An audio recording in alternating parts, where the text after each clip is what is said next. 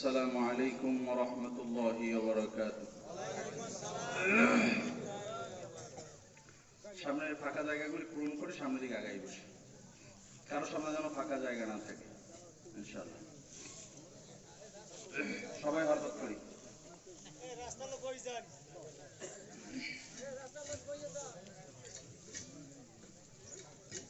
الحمد لله نحمده ونستعينه ونستغفره ونعوذ بالله من شرور أنفسنا ومن سيئات أعمالنا من يهده الله فلا مضل له ومن يضلله فلا هادي له ونشهد أن سيدنا وسندنا وحبيبنا ومولانا محمدا عبده ورسوله صلى الله تعالى عليه وعلى جميع النبيين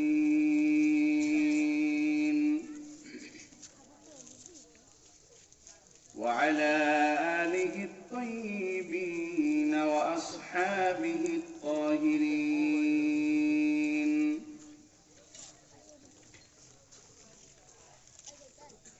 قال الله تعالى في كلامه المجيد والفرقانه الحميد: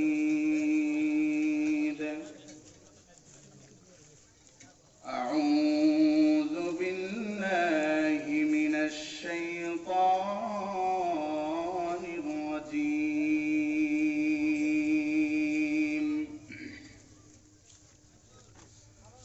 بسم الله الرحمن الرحيم.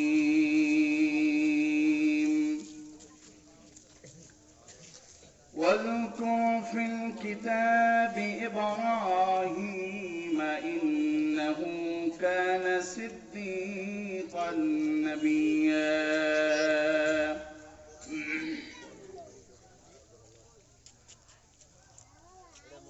صدق الله العظيم. قال النبي صلى الله عليه وسلم: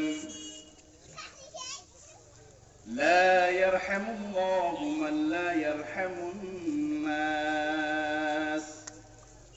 رواه الترمذي. قال الله تعالى في شان رسوله وحبيبه محمد صلى الله عليه وسلم: إن الله وملائكته يصلون على النبي يا أيها الذين آمنوا صلوا عليه وسلموا تسليما.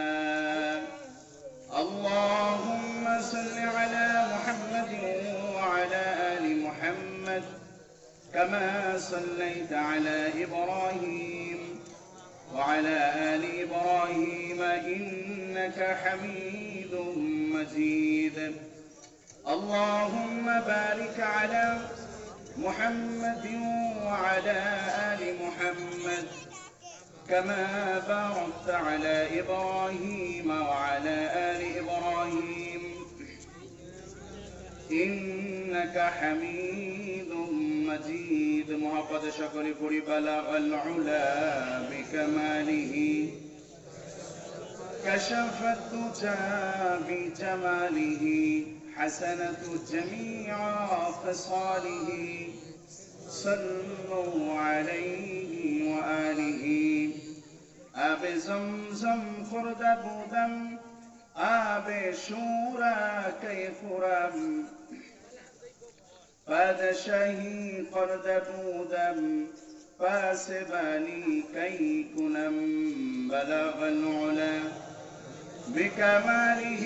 زبان খুলে সকলে كشف الدجى بجماله حسنة جميع خصاله صلوا عليه وآله ذكر قل لا إله إلا الله لا إله إلا الله لا إله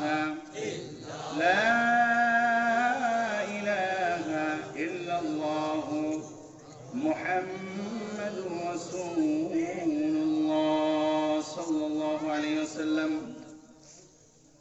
الحمد لله মুআজ্জিজ হাজিরিন দরিচর শান্তিনগর বাজার দারুল উলুম মাদ্রাসা ও এতিমখানার উদ্যোগে 2 দিন ব্যাপী ওয়াজ মাহফিলের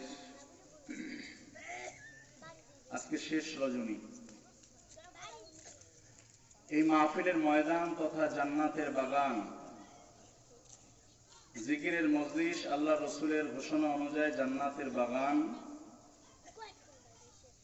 এই জান্নাতের বাগানে আপনাকে আমাকে আল্লাহ পাক রব্বুল আলামিন মহব্বত করে ভালোবেসে আসার তৌফিক নসিব করেছেন।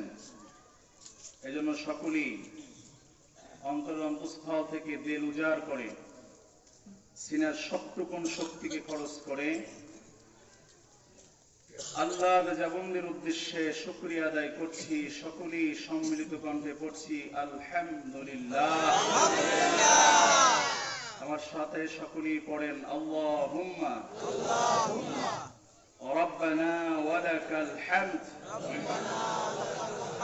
হামদান কাসীরান طيبان مباركا فيه لا إله إلا الله وحده لا شريك له له الملك وله الحمد وهو على كل شيء قدير। আমার সাথে পড়েন না কে হাত জাগান তো? পড়ছেন সকলে? যারা এই তাসবিহ পড়ছেন বুখারী শরীফের টিকার ভিতরে হাদিসটা নিয়ে আসছেন। আমাদের আমলনামায় যদি সমুদ্রের ফেনা সমতুল্য গুনাহ থাকে, এই তাসবিহাতের বরকতে আল্লাহ পাক রব্বুল আলামিন সকলের জীবনের সমস্ত গুনাহ খাতাগুলি মাফ করে দিয়েছেন। মানুষের পরিমাণ যত বেশি সেই অনুযায়ী সুবহানাল্লাহর আওয়াজ হয় নাই।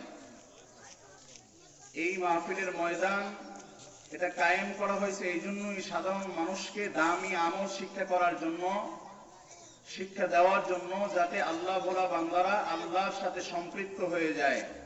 জোরে বলেন ঠিক না বেঠিক? এই জন্য আল্লাহ রাসূল সাল্লাল্লাহু আলাইহি ওয়াসাল্লাম বলেন সুবহানাল্লাহ, এটা অনেক দামি একটা আমল।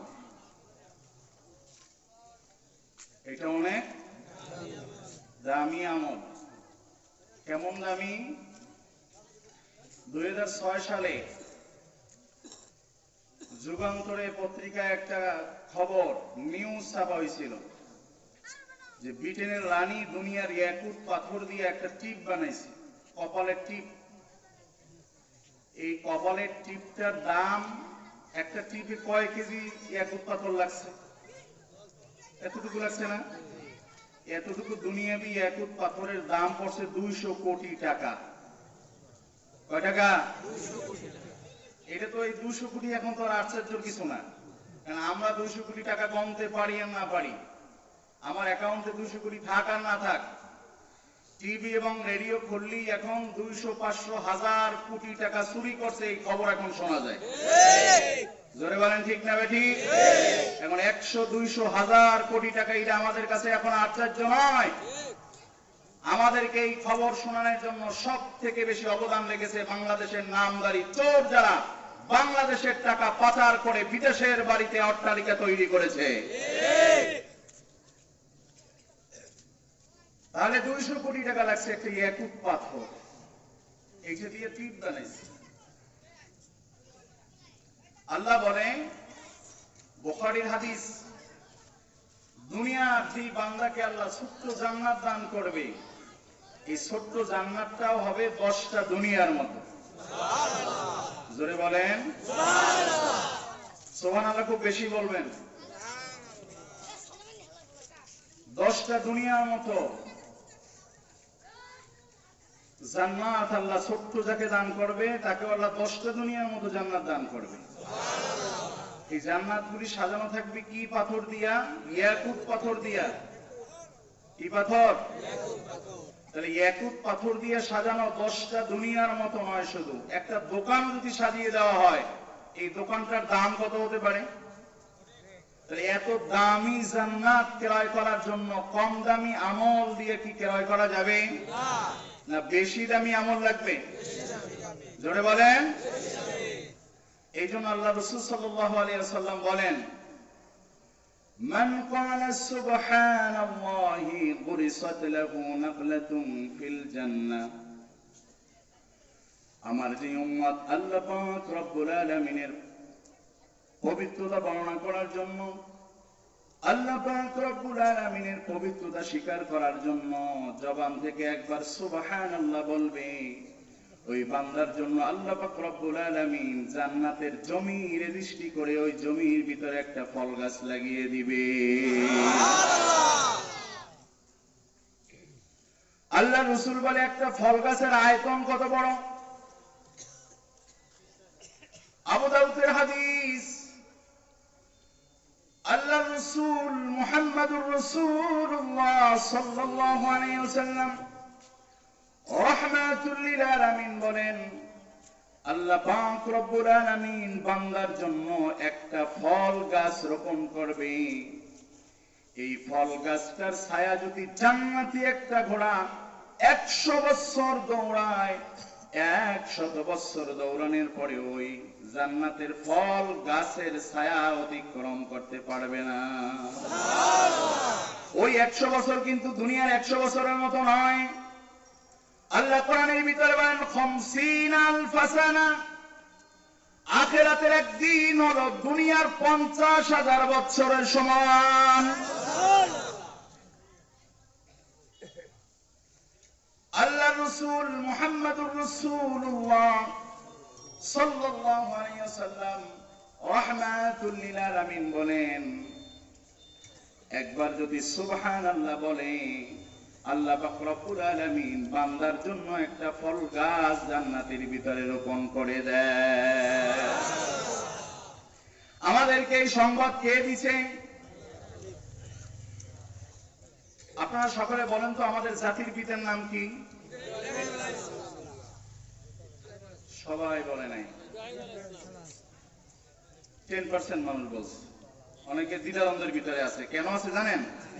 জাতির পিতা নিয়ে কিন্তু ভেজাল আছে। জাতির পিতা নিয়ে ভেজাল আছে না নাই? মুসলিম যারা, যার পাসপোর্টের ভিতরে মুসলিম নামের উপরে টিক চিহ্ন দেওয়া, যেই ব্যক্তি নিজেকে মুসলমান আত্মসমর্পণকারী দাবি করবে, যার বাপ মুসলমান, যার মা মুসলমান, যার 14 গোষ্ঠী মুসলমান, এই মুসলমানের জাতির পিতা একজন, তাতে কোনো সন্দেহ নাই। আর সেই জাতির পিতার পরিচয় করিয়ে দিয়েছেন কে? আল্লাহ। আল্লাহ পাক রব্বুল আলামিন বলেন, মিল্লাত আবিকুম ইব্রাহিম হুয়া সাম্মাকুমুল মুসলিমিন। মুসলিম মিল্লাত যারা মুসলমান দাবি করবে, এই মুসলিম মিল্লাতের একজন জাতির পিতা, যার নাম হলো হযরত ইব্রাহিম।